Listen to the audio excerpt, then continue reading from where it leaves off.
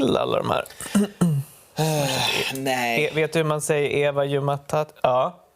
Nej, Jumatat kanske. Ja, då är vi igång med den här sändningen. Ibland...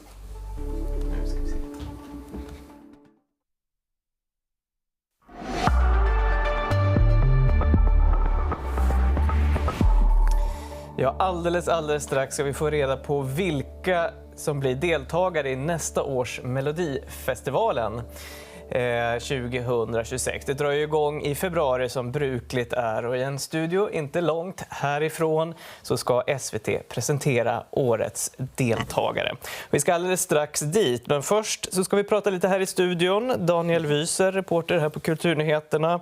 Du har bevakat den här tävlingen flera gånger. Det är dags igen. Hur är din känsla?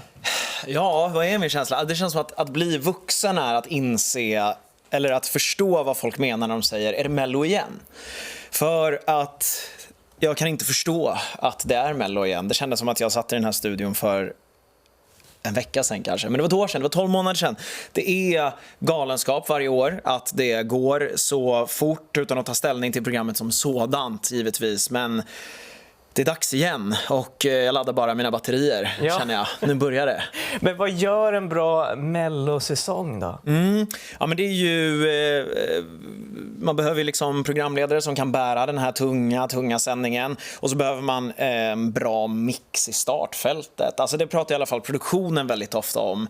Produktionen som gör Melodifestivalen, alltså att man behöver en bra mix, man behöver ha någonting för alla. Och det här går ju också ibland att se mönster i. Min kollega Åsa Avdic tyckte hon formulerade det bra i Morgonstudion igår. Då sa hon att man kunde ta fram bingobrickan och fylla i och liksom göra rutor för en otippad medelålders artist. Tidigare har vi sett gastronomen Edvard Blom exempelvis. Vi har sett Hollywoodfrun Gunilla Persson, modellen Victoria Silvstedt. Något sånt kommer säkert i år också.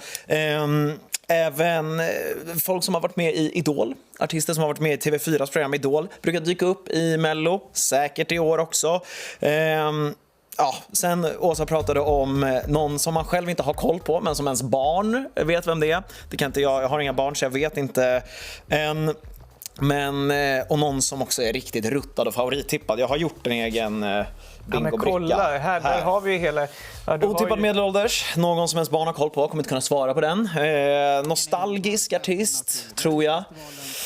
Någon som har varit med 3 gånger eller fler. Idoldeltagare, något som är rock, veteran. Minns en låt skriven av Thomas Gesson. Jag fick slut på och humor fantasi. Där på slutet. Men vet du vad, Daniel? Nu ska vi se om du får rätt den här gången. Spännande. Till en annan studio här. Välkomna. Anders Wiesbacka heter jag, är projektledare för Melodifestivalen. För oss är det en stor dag idag. Vi presenterar det kanske viktigaste vi har, de tävlande bidragen. Men i år är en extra stor dag för oss. Vi presenterar ett startfält som vi har tagit fram en helt ny metod. Processen har varit: ett musikteam har scoutat och analyserat. En professionell jury har bedömt och betygsatt. Och sen har de här 4 valt ut de 30 bidragen. Det är 4 personer med olika kompetens och erfarenheter. Vi vill maximera startfältet och dess bredd. Jag tycker det är stort och spännande. De 4 är Lotta Furubäck, producent med ansvar för det som händer på scenen. Hon ingår i urvalsteamet för att se vilka bidrag som man kan skapa storslagna nummer på scen. Daniel Edvardsson, producent, ansvarig för tv-programmet. Hans ingång är att se vilka bidrag som ska skapa spännande tv-program. Karin Gunnarsson, tävlingsproducent. Vilken musik kommer fungera i Melodifestivalen 2026? Och sen Viktor Berglund, tävlingsproducent och röstningsansvarig. Han är den i redaktionen som har siffror på vad som krävs för att tittarna ska trycka på hjärtat. 4 personer, 4 olika ingångar. Tack. Vi känner också ett stort ansvar att följa upp förra årets säsong. Då hade vi ökade tittarsiffror. Vi hade 1,5 miljard tryck på hjärtat i appen. Vi hade 80 miljoner views på våra sociala konton under turnén. Och i morse när jag kollade så hade vi mer än 1/4 miljard musikstreams på tjänsterna. Och jag vill påstå att Bara bada bastu nu är en permanent del av den svenska musikhistorien. Och vi vill också vara hela Sveriges fest. Och i år besöker vi därför Linköping, Göteborg, Kristianstad, Malmö, Sundsvall och sen finalen som vanligt Sveriges nationalarena Strawberry. Så, äntligen. Här kommer nu de 30 tävlande bidragen i Melodifestivalen 2026.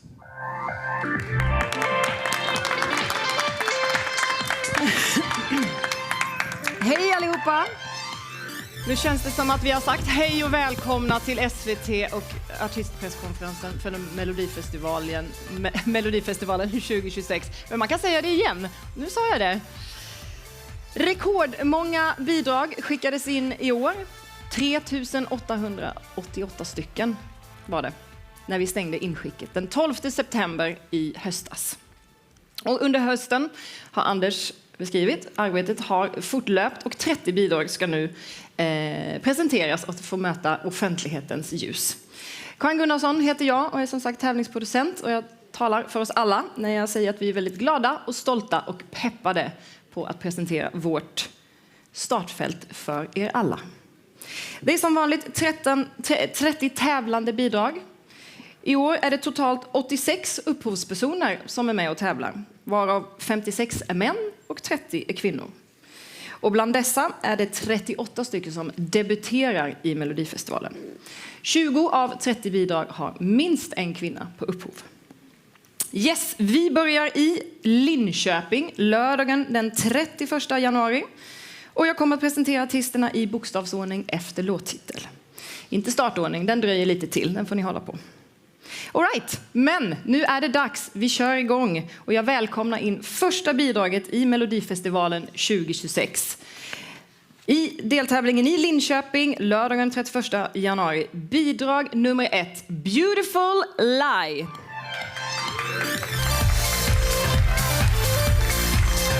Melodifestivaldebutanten Indra tävlar 2026 med låten Beautiful Lie. En distinkt röst har hon och ett personligt uttryck. Hon har fått många fans och hon är nu redo för både en större scen och ett större genomslag. Beautiful Lie är skriven tillsammans med några i teamet bakom förra årets vinnarlåt. Anders Wrethov, Kristoffer Strandberg, Robert Skowronski, Laurel Barker och artisten själv. Tack så mycket. Du tar den vägen. Bidrag nummer 2. Berusade ord.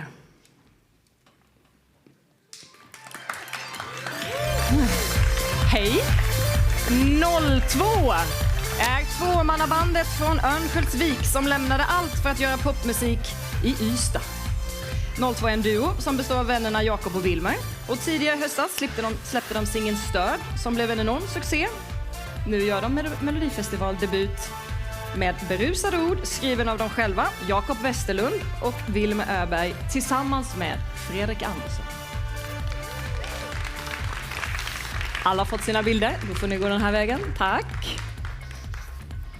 Bidrag nummer 3, Copacabana Boy.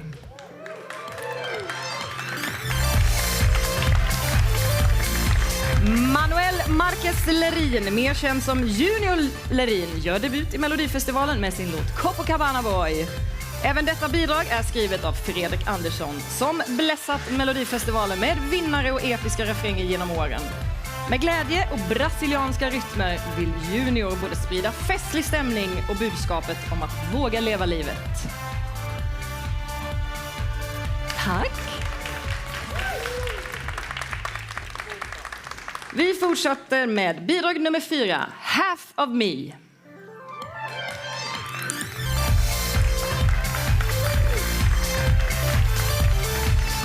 Med låten Believe Me tog Gresula inte bara en bronspeng i förra årets Melodifestival, han placerade sig också långt fram i svenska folkets musikmedvetande.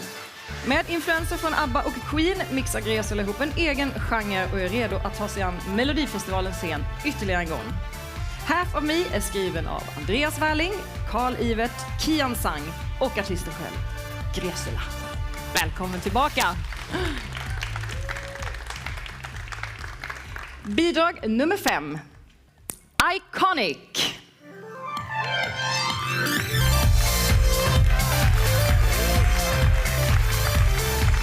Yay! 18s släpper ny musik för första gången på över 20 år och gör tävlingsdebut i Melodifestivalen 2026 med Iconic.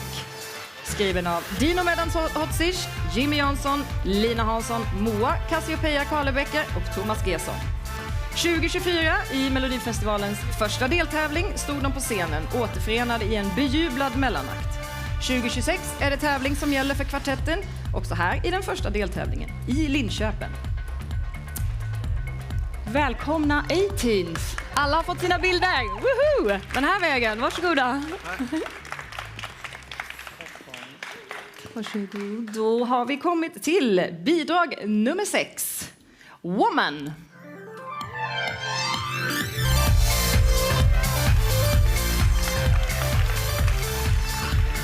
Efter succén med Effortless i Melodifestivalen är Jacqueline nu tillbaka i tävlingen med låten Woman. Bidraget, som är en låt för alla som vill känna sig fria, vackra och levande, är skriven av samma gäng som tog henne till final 2024. Dino Medan Hodzic, Jimmy Jansson, Moa Cassiopeia Karlebecker och Thomas Gesson.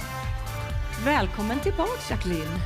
Då får du stå kvar där så får du sällskap nu och hela det här härliga gänget som är deltävling 1. Så snabbt. Ska jag flytta på mig?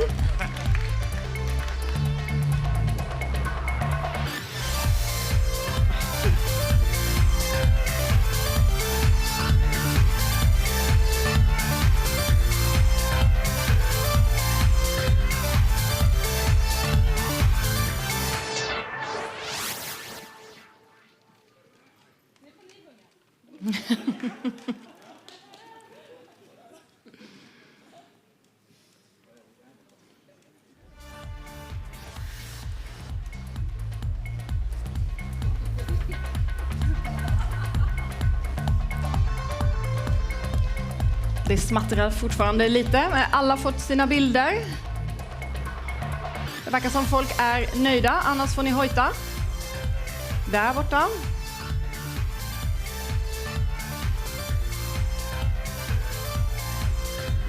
Yes, yes. Hör vi? Är ni peppade? Ja, härligt! Deltävling 1.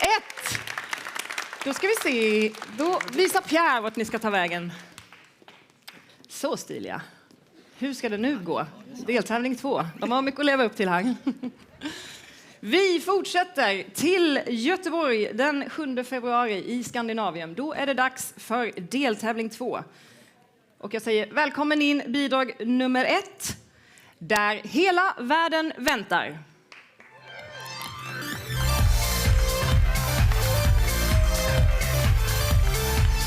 Med inspiration från jazz och den finaste av pop, Veronica Maggio och Ted Gärdestad, gör Klara Almström debut i Melodifestivalen med låten Där hela världen väntar. Klara slog igenom i Idol 2022 där hon kom på en 3:e plats. Och den här låten skapades en vacker sensommardag. Det var Klara och så var det Fredrik Sonnefors och Jimmy Jansson som komponerade Där hela världen väntar. Välkommen Klara. Gå den vägen. Bidrag nummer 2. Glitter. Och han glittrar. I Melodifestivalen 2025 tävlade Arvin med det självbiografiska bidraget This Dream of Mine. Det tog honom till finalkvalet i Jönköping. 2026 tar han nästa steg, gör comeback och byter språk till svenska. Drömmen är densamma, final i Mello och jag anar samma härliga energi. Kommer dyka upp på scenen i Göteborg. Glitter är skrivet av artisten själv tillsammans med Axel Kylström, Dino Medan Hodzic, Melanie Weber och Robert Skowronski. Tack.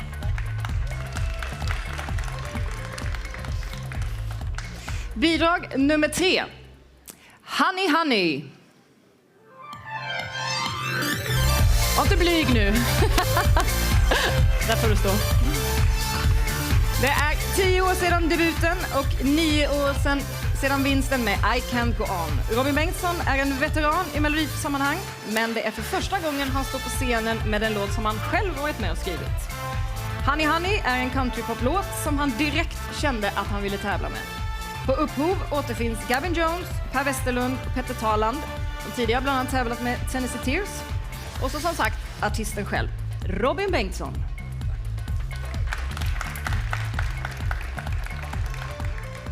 Bidrag nummer 4. My System.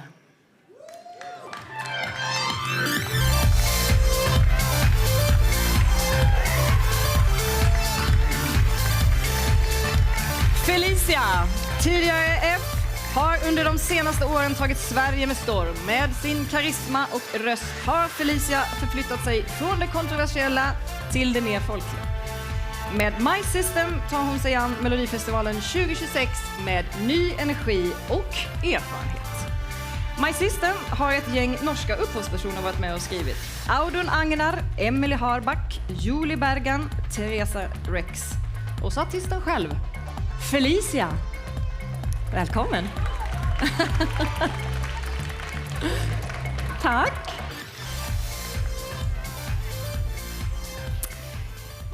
Bidrag nummer 5. Oxygen.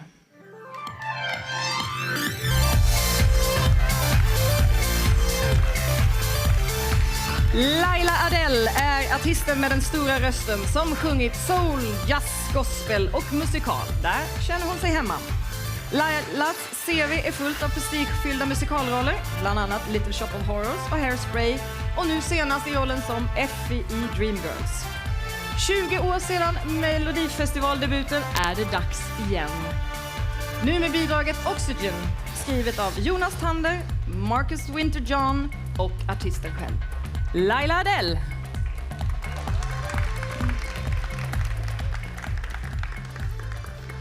Då har vi kommit till sista bidraget här. Bidrag nummer 6. Rakt in i elden.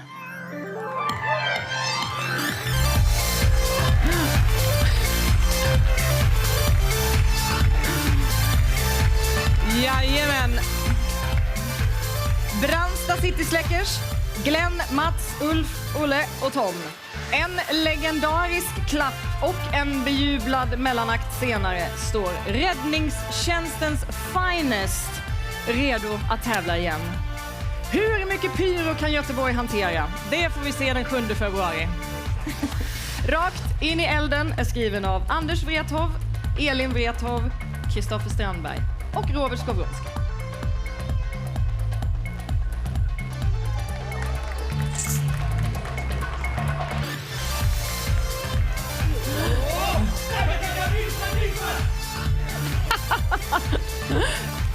All right, då får ni stå kvar. Jag tänker att ni kanske behöver flytta lite på er så att resten av gänget faktiskt får plats. Ja, men precis lite åt sidan där. Hej, hej. Ni kanske får komma och så kom fram lite i alla fall så ni står där vid krysset. Laila, ja.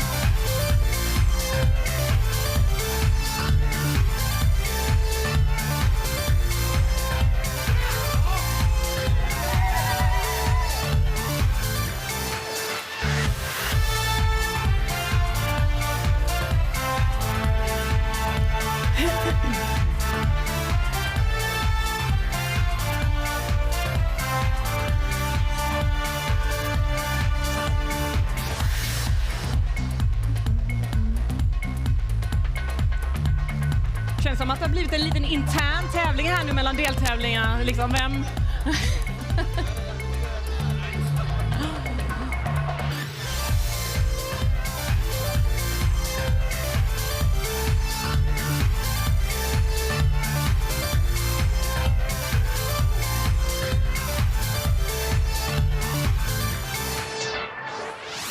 Ja, Där tror jag alla är glada och nöjda. Tack så hemskt mycket, deltävling 2. Ni får följa Pierre, skulle jag säga. Eller, nej, titta där. Där är Kajsa. Hon följer ut. Tack.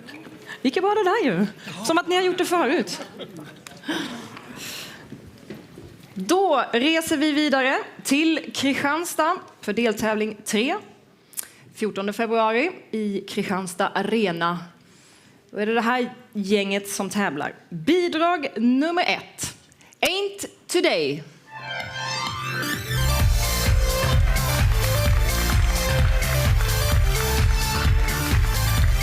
Efter succén i Melodifestivalen 2025 med sitt break-up-bidrag Hate You So Much är Saga Ludvigsson tillbaka. Nu handlar det om befrielse och framåtrörelse när hon ställer sig på melloscenen med Ain't Today. Låten har Saga skrivit tillsammans med Dino Medan-Hodzic, Jimmy Jansson och Johanna dotter Jansson. Välkommen tillbaka, Saga. Så härligt att se dig. Får ta den vägen. Bidrag nummer 2. Dusk Till Dawn.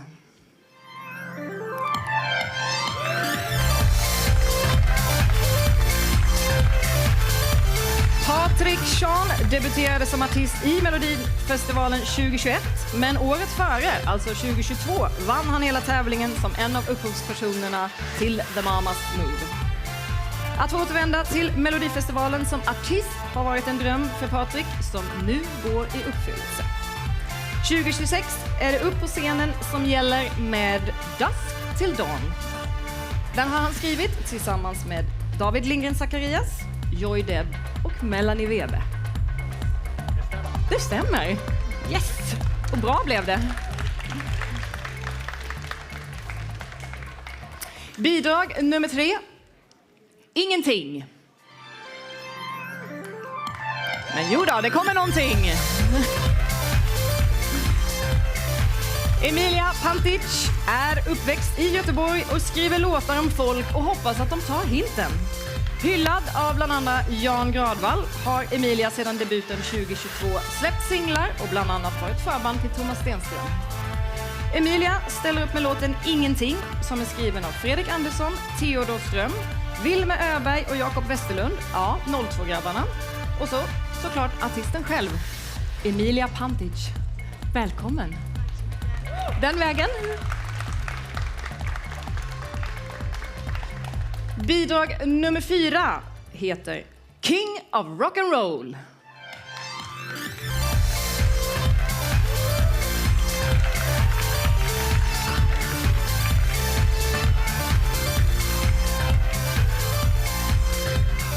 Älvdalens egna Korslagda bildades 2019 och trots att scendebuten kom så sent som för ett par år sedan turnerade de runt i Sverige med sin egen genre, någonstans mellan AC/DC, Eddie Meduza och Vikingarna.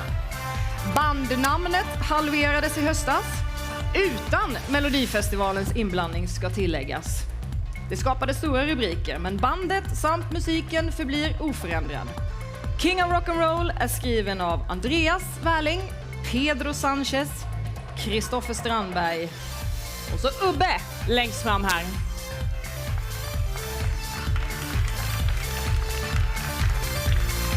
Tack så mycket. Då får ni ta den vägen ut där. Hänga lite där på sidan. Ses vi snart igen. Bidrag nummer 5 heter Selfish.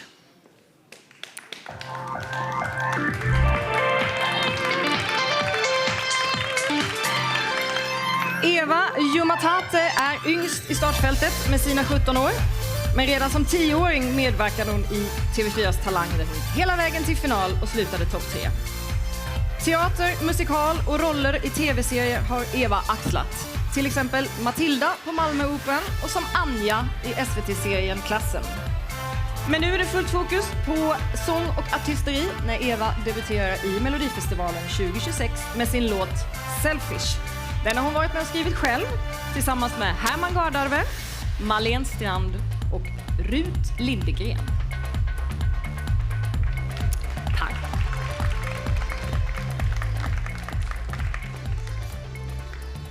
Yes, och sjätte bidraget kommer här. Välkomna in bidrag nummer 6, Viva l'amor!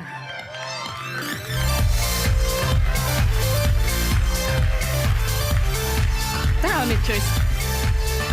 Ja, ni borde ju kunna det här i det här laget alltså. Jesus.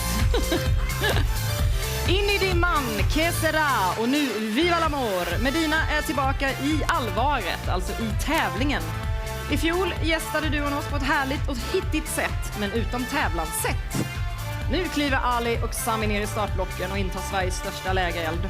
De återvänder till tävlingen med bidraget Viva l'amor, och som titeln vittnar om är det nog dags för kärlek, vänskap och fest. Får man se.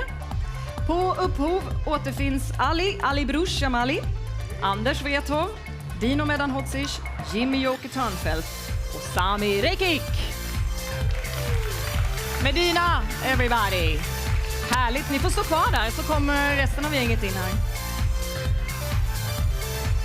Deltävling 3.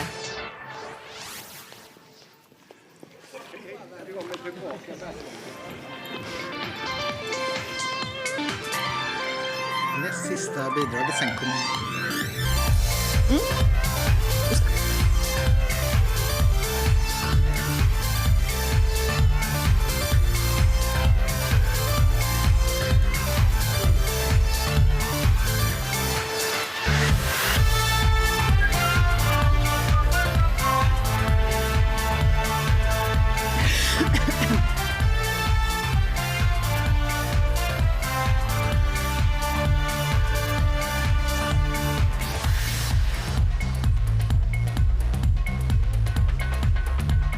Alltså känns spontant som deltävling 2 stökade lite mer, men jag tror att skenet bedrar. Jag tror att det här kommer bli ett riktigt härligt gäng alltså.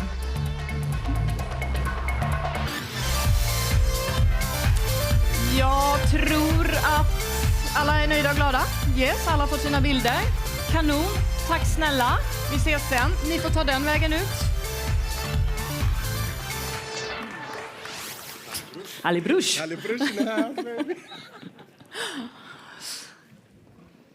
Ja då, deltävling 4 är näst upp. Då åker vi till Malmö, 21 februari i Malmö Arena. Där inleder, eller det vet vi inte än, men just här och idag kommer bidrag nummer 1. Duset Daram.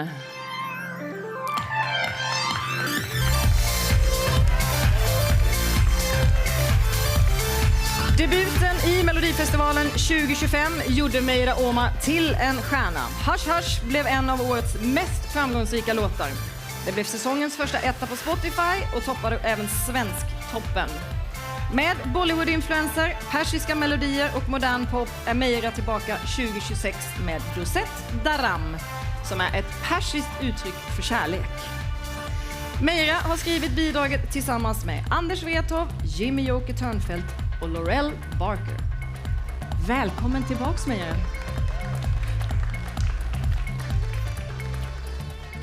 Bidrag nummer 2. Eternity.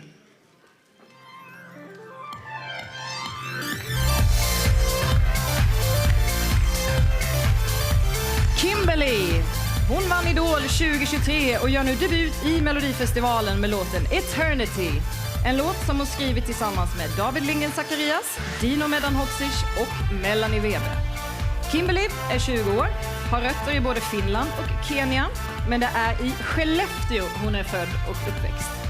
Kimberly influeras av bland annat Zeina Vosi och Olivia Dean, och en dag hoppas hon nå utanför Sveriges gränser med sin musik, och då är det väl toppen att vara med i Melodifestivalen. Välkommen! Tack!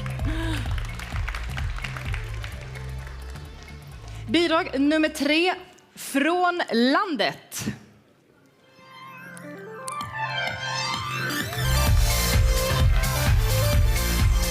Värmländska artisten och yrkeschauffören Erika Jonsson gör debut i Melodifestivalen och är redo att sätta svensk country på kartan. Erika är någon som lever och hon sjunger om. Hennes kärlek till musiken började tidigt formas av en barndom med danskvällar ute i de värmländska skogarna.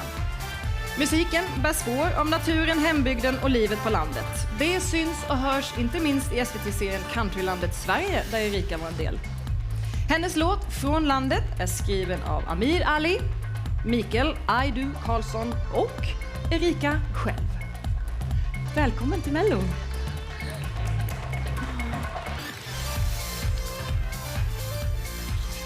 Bidrag nummer 4. Hatar att jag älskar dig.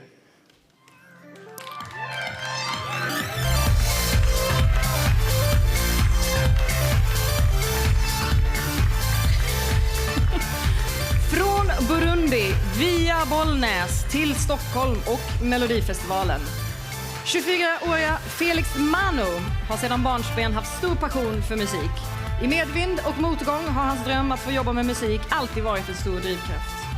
Idag kan han kalla sig inte bara sångare, rappare och producent utan också Melodifestivaldebutant med sin Hatar att jag älskar dig.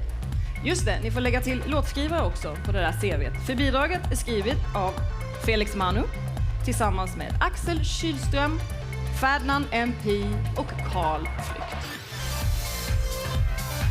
Du ser jättetuff ut i den där. Du är ju så snäll. Tack.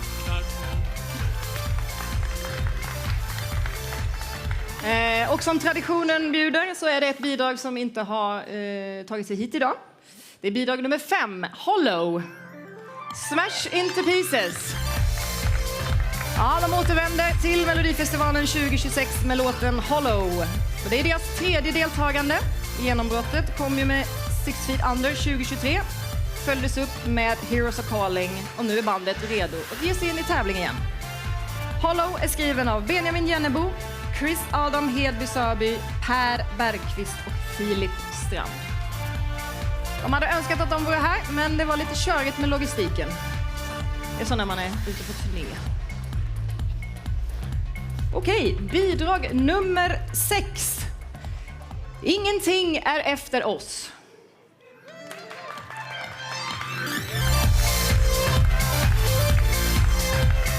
I över 2 decennium har Timo Räisänen levererat rusig popmusik till svenska folket. Han inledde sin bana som gitarrist och producent åt Håkan Hellström. Och med 9 soloalbum och hundratals gig i ryggen är Timo ingen nykomling på scen. Men Melodifestivalen är dock outforskad mark. Men tillsammans med ett erfaret upphovsgäng har han ringat in en låt som förvaltar hans liveiga entertainment-energi. Ingenting är efter oss är skrivet av Andreas Giri Lindberg, Jimmy Joker Törnfeldt, Joy Dev, Lina Räisänen, Linnea Dev. Och så artisten själv, Timo Räisänen. Välkommen! Då får du stå kvar. Så kommer du få lite kompisar här. Och en skylt. Det är bra, Erika. Du tar lid på den.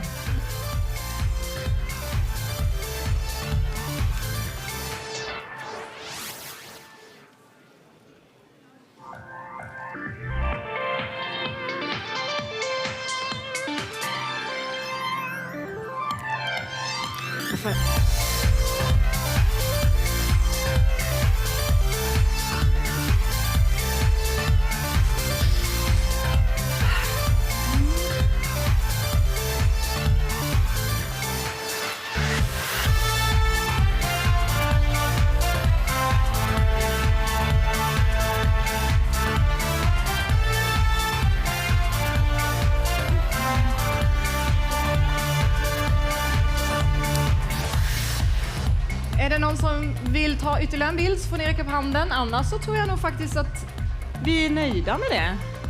Ja, tack så mycket. Ni får ta den vägen ut. Följa där Pierre vinkar. Nej, ta med, du får den. Souvenir, Timo. All right. Då beger vi oss till den sista deltävlingen. Deltävling 5. Vi åker till Sundsvall 28 februari. Gärdehov Arena. Där är vi då. Bidrag nummer 1. Delulu.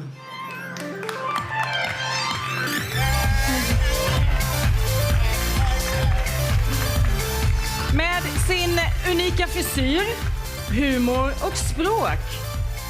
Det är ett språk som ingen annan kliver Lilla Al Fadji in i Melodifestivalen 2026. Lil Al-Fadji började som ett mellanspel på rapgruppen Ison och Filles första skivor men fick snabbt ett eget liv med tv- och radioprogram. Han har gjort egen liveshow och podd. Och till Mello kommer han enligt egen uppgift med en banger som ingen bad om, men som alla kommer att minnas. Vi får se. Delulu är skriven av Lil Al-Fadji, Daniel Ren, Edvard af Sillén, Fredrik Sonnefors, Melanie Webe och Mikaela Samuelsson. Kan man säga jalla dig Mello? Kör vi! Perfekt, då får du ta den, hänga lite här vid sidan av. Bidrag nummer 2. Hearts Don't Lie.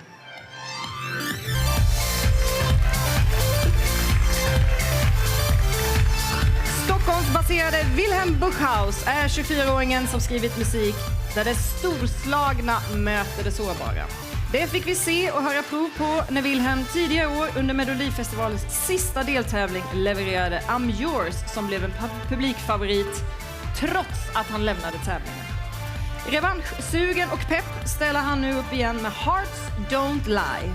Den är skriven av honom själv tillsammans med Melodifestivalvinnarna, skaparna till Hold Me Closer av Cornelia Jacobs, alltså David Sandén och Isa Molin. Välkommen tillbaka. Kul det ska bli. Du får gå där. Bidrag nummer 3. Långt från alla andra. Där har ni ett litet kryss som ni kan liksom hovra kring. Barndomsvännerna i bandet Juliet startade genom att skapa musik hemma i vardagsrummen i Vallentuna. Nu fortsätter de musikkarriären genom att spela i Sveriges största vardagsrum, Melodifestivalen. 2026 tävlar de med Långt från alla andra.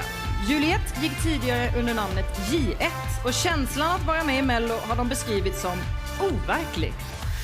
Känns det mer verkligt nu? Härligt att höra. Låten är skrivet av bandet själva. Det är David Schelin, det är nästan handuppräckning nu. David Schelin, Elias Kask, Ludvig Alamanos, Romeo Ermelin, Walter Wigren och så Herman Gardarve utom bandet. Ja. Tack så mycket. Ni får ta er lite åt den sidan.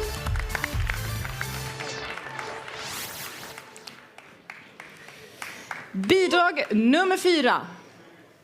Tongue Tied. Welcome Alexa. Debut i Melodifestivalen för Alexa. I en tid då K-pop blivit en självklar del av den globala popkulturen landar hon på Melodifestivalscenen med sin Tongue Tied. Född och uppväxt i Tulsa, Oklahoma har Alexa varit ett K-pop-fan sedan hon var liten. Hon la ut covers och koreografier på Instagram och Snapchat. Alexa slog igenom när hon blev den första artisten att vinna American Song Contest 2022. Tongue Tied är skriven av henne själv och sedan duon Moonshine och Sunshine, vilket innebär Jonathan Gusmark, Ludvig Evers, Ellen Berg och Moa Cassiopeia Karlebecker. Vi har med gräddan av K-pop att göra. Welcome Alexa to Melodifestivalen. We are so happy to have you here. You can just step aside and hang a little bit with your comrades and you will be back in a second. Bidrag nummer 5. Waste Your Love.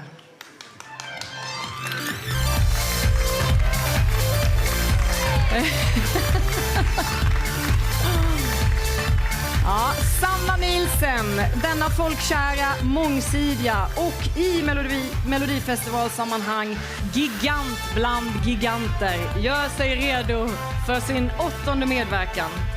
Med 30 år på scenen fortsätter Sanna outtröttligt att förvalta sin självklara plats i svensk musikliv. Pop och visa, musikal och tv-underhållning. Med sitt vinnande bidrag Undo slutade Sanna på en 3:e plats i Eurovision 2024. Men nu är hon tillbaka och det är vi väldigt glada för. Waste Your Love heter låten, skriven av Jimmy Jansson, Peter Boström och Thomas Gess. Nu får du gå.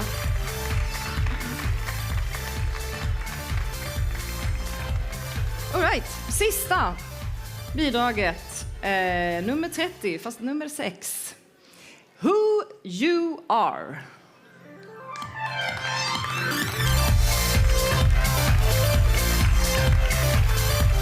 Du kan stå lite längre bak där. Perfekt. Blade är artist, producent och låtskrivare som började sin karriär under namnet Isa. Isa Tengblad, som döljer sig bakom Blade, har tävlat i Melodifestivalen 2 gånger tidigare samt varit frekvent kör i kuliss, och 2019 gick hon till final som upphovsperson med Malou Prytz I Do Me. 2025 markerade starten på ett nytt kapitel som Blade. Ett debutalbum är släppt. Och nu väntar kreativ frihet, starkt berättande och en mellomedverkan runt hörnet. Bidrag nummer 6, men också nummer 30, är skrivet och producerat av Isa, artisten själv, och Josefina Karlbom. Och då får du stanna där och så får hela gänget komma tillbaka, som är deltävling 5, för en gruppbild. Group photo. Yes! Ja, gör det. Alltså, jag tänker att ni... jag tror att ni kan gå Willem, du kan nog gå lite längre så ja, men... Jag vet inte, men jag tänker att ni liksom är lite så skolklass.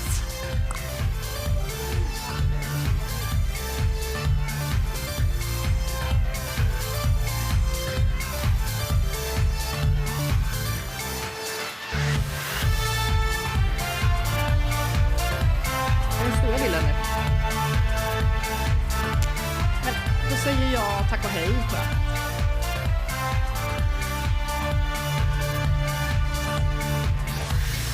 Yes! Då tror jag alla har fått en individuell bild på deltävling 5. Då ska ni ta en gruppbild.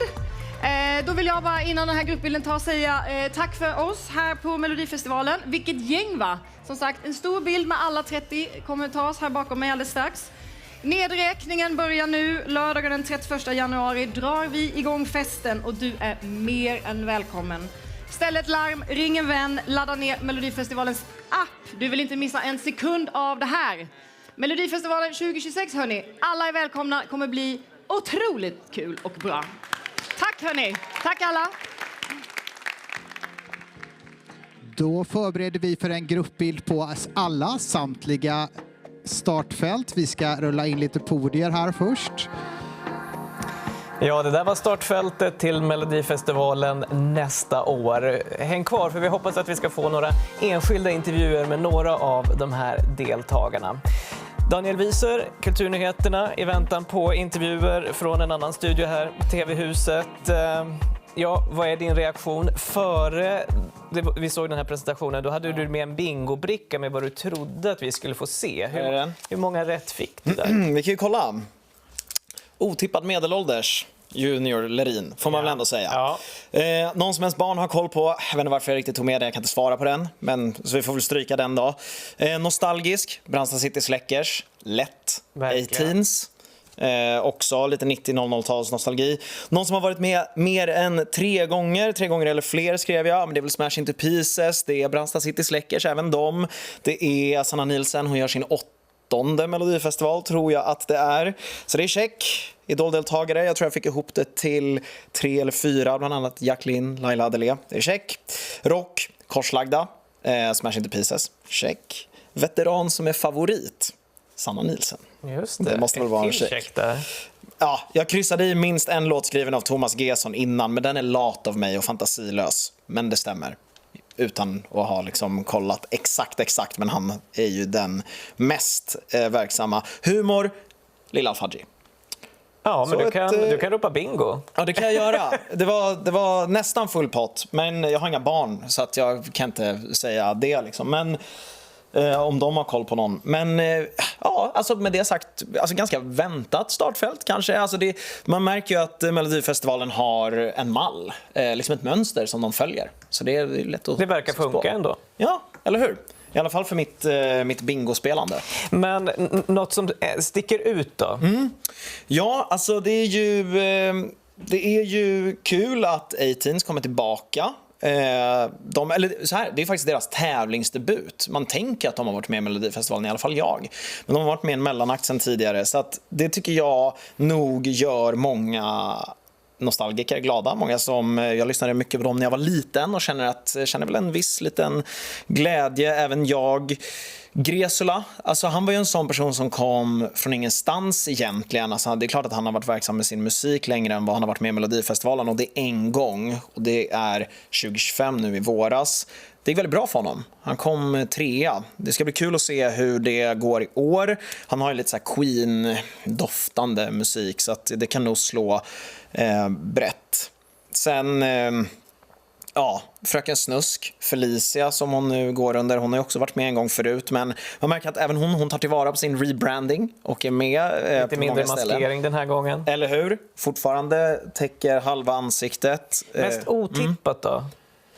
Ja, mest otippat. Alltså man får väl lite Timo Räisänen kanske. Alltså jag tycker inte.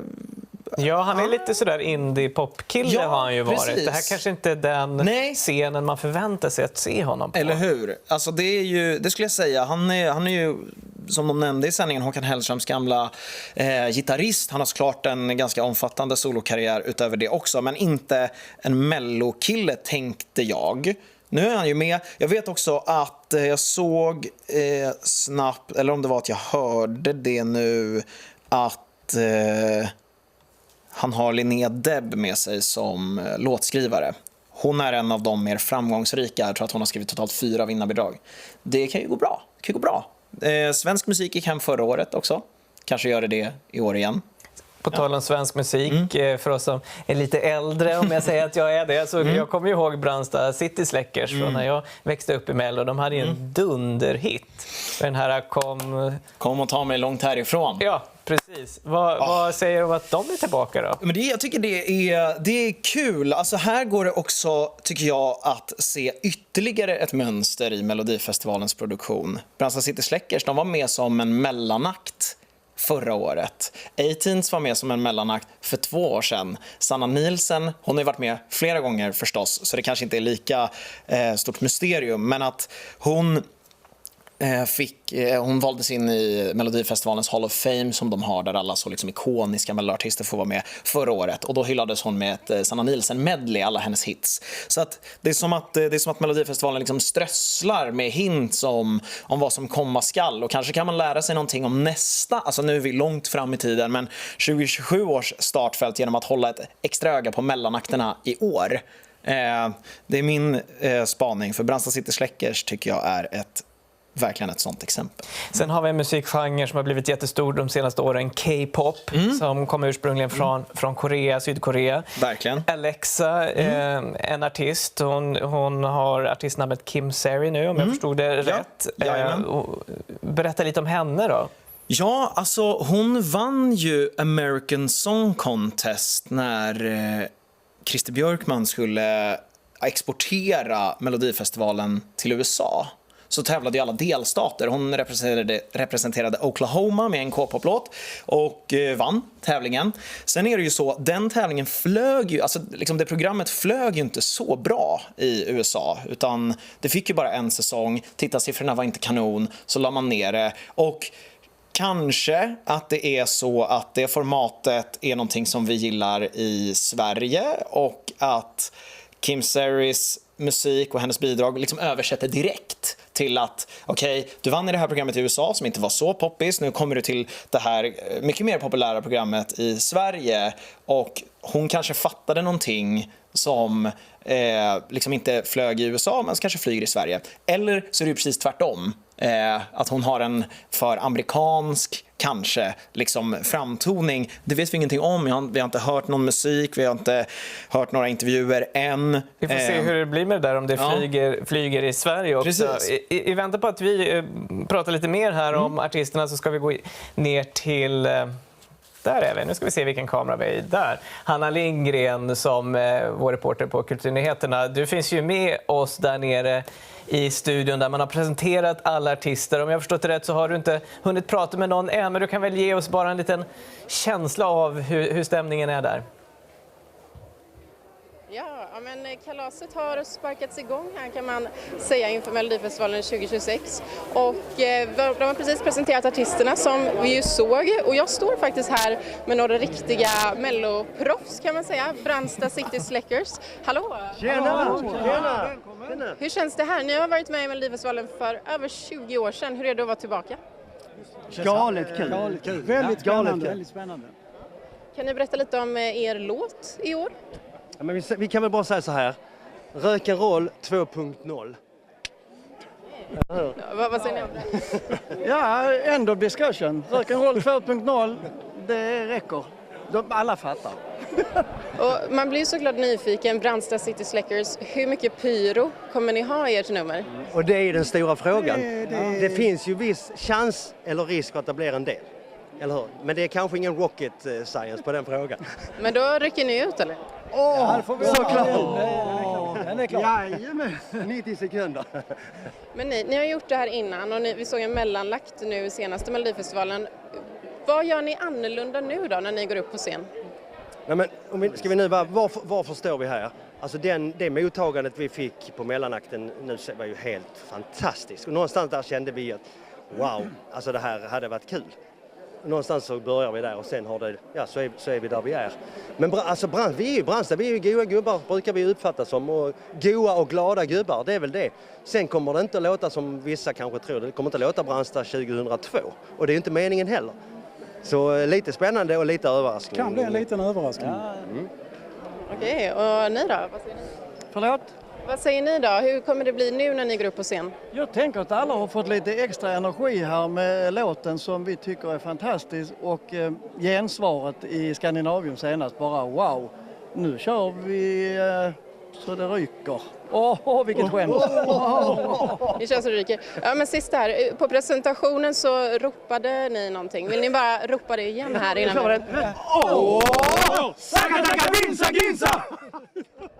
Och med det där så ska vi ta och se om vi kan prata med några andra artister strax. Men jag låter er snacka vidare lite i studion så länge. Tack för det, Hanna Lindgren. Ja, Brandsta City Släckers, de är verkligen på G, får man lov att säga, redan. Är det årets Kaj, undrar man ju. Alltså, det är... Jag har liksom stått och tänkt på det att förra året så blev ju Kaj en sån succé. Ingen riktigt visste vilka de var innan. Sen så blev det liksom oddslista efter oddslista och bara gud, de kommer vinna. Och det syntes också efter att de hade vunnit Svenska Melodifestivalen ändå ganska otippat mot liksom Måns Zelmerlöws superproddade, polerade svenska pop. Så märkte man också liksom på internationell publik, alltså det finns ju ett väldigt stort community av Eurovision-entusiaster som brukar reagera på liksom det svenska vinnande bidraget, eller alla vinnande bidrag egentligen. Och då fanns det en sån glädje i att Sverige skickade någonting som inte var pop sjungen på engelska.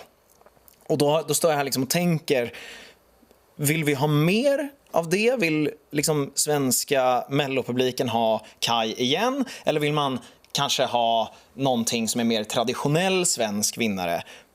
Ja, vänner, kanske om liksom... Då kanske Brandsta City Släckers har en chans i sådana fall. Och då kanske också värmen är det temat som liksom folk gillar. Bastu, eld. Ja.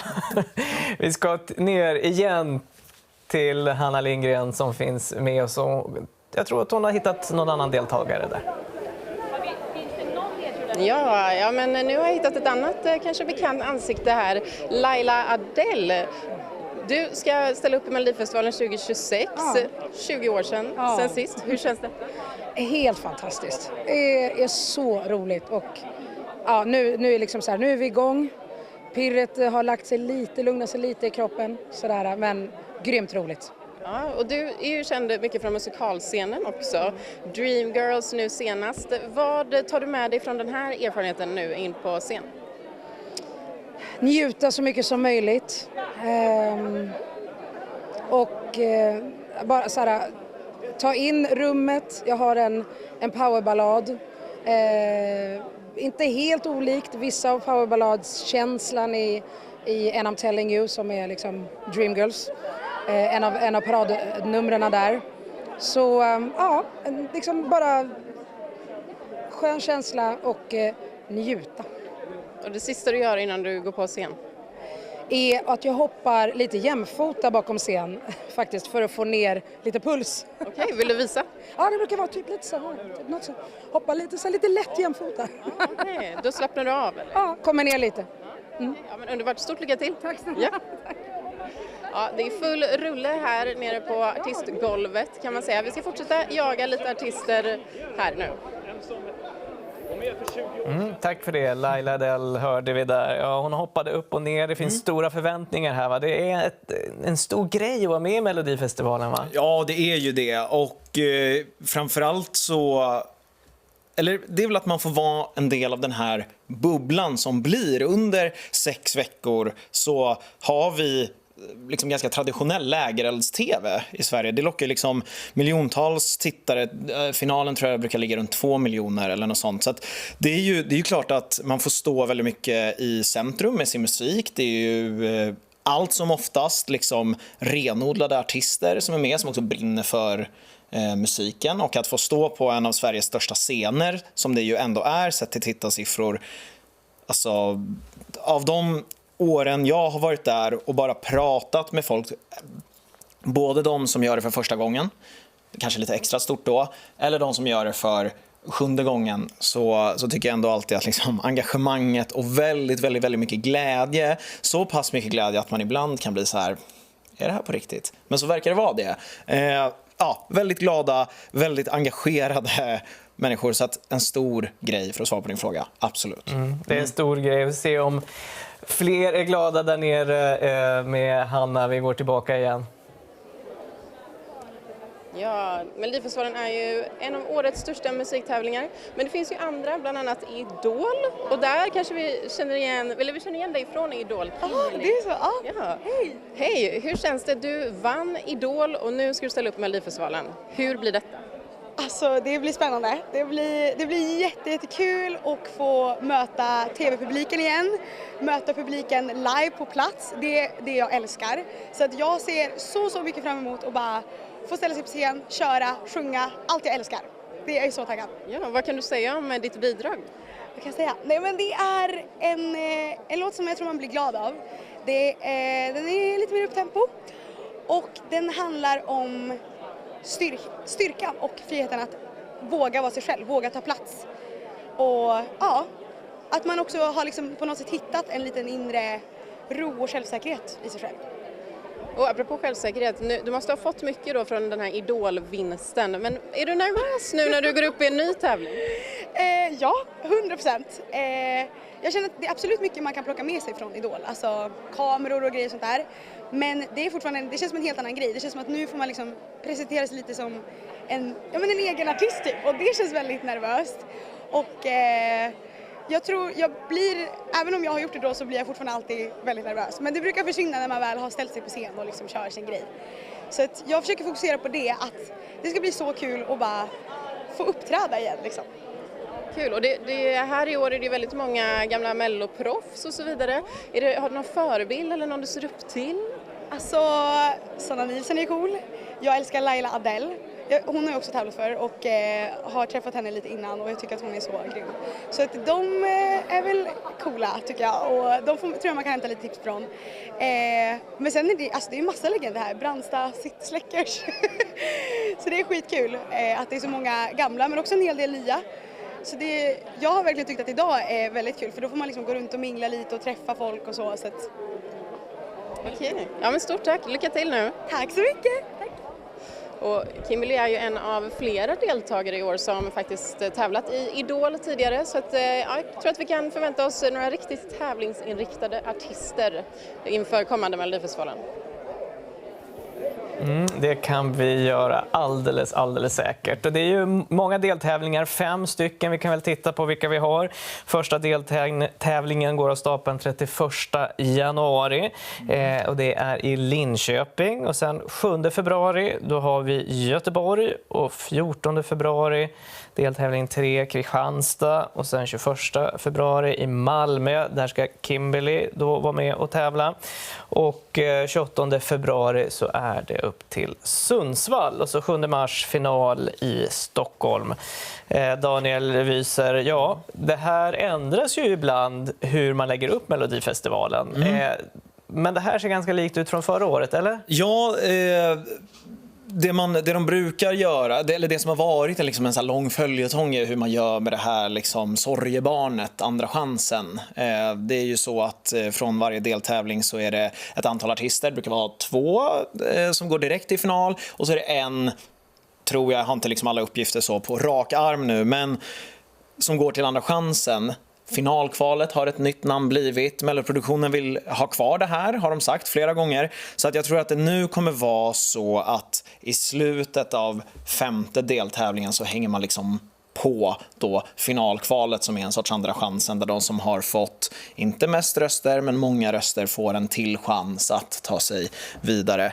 Vi ska säga så att det här är också baserat lite på fjolårets uppgifter. Jag har inte hunnit sätta mig in i reglerna för i år, men det brukar vara något sånt upplägg. Och vi får vänta och se om det blir samma sak med internationell jury och tittarröster. Ja, i finalen så blir det nog alldeles säkert den internationella juryn, så som det brukar vara. Det där brukar ju vara en debatt kring det där. Ja, men med det så avrundar vi härifrån. Vi har alltså fått reda på vilka som ska ställa upp i Melodifestivalen nästa år. Som då alltså börjar 31 januari, då är första deltävlingen. Och sen håller det på ända in i mars. 7 mars så är det final i Stockholm. Och vill du läsa mer om alla artister så gör du det på svt.se. Vi tackar dig Daniel Wieser, reporter på Kulturnyheterna, för att du var med här och kommenterade det här. Och vi tackar såklart alla er som har tittat på den här sändningen. Vi ses.